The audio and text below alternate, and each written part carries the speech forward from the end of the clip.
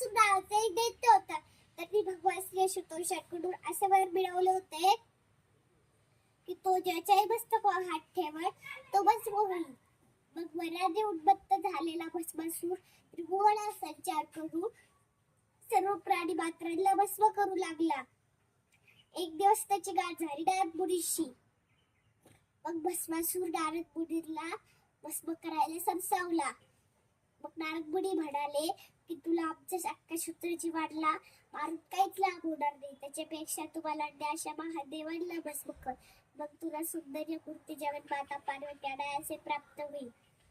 हे ऐकून तो मूर्ख दैत्य नारद मुनीला सोडून दिलं व कैलाशावर गेला. भगवान श्री महादेवाला भस्म करायला.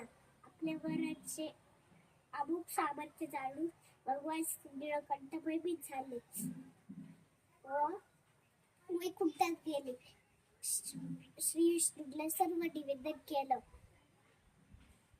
मग श्री विष्णूने एका मोहिनी स्त्रीचे रूप धारण केले व भस्मासुराला बुजवले.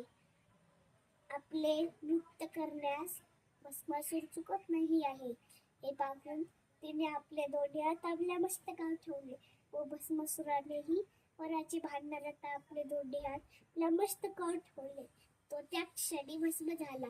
तात्पर्य, ज्याची कृपा आपल्यावर असती त्याच्याशी जर आपण कृतज्ञ झालो तर आपल्या भस्म झाल्याशिवाय राहणार नाही. म्हणून माऊली म्हणतात, जेथीची अकृपा नाही जेवणू तेथीची वडी विचारू तरी काय मी भस्मासूर अर्जुन म्हणे. तुकाराम. छान.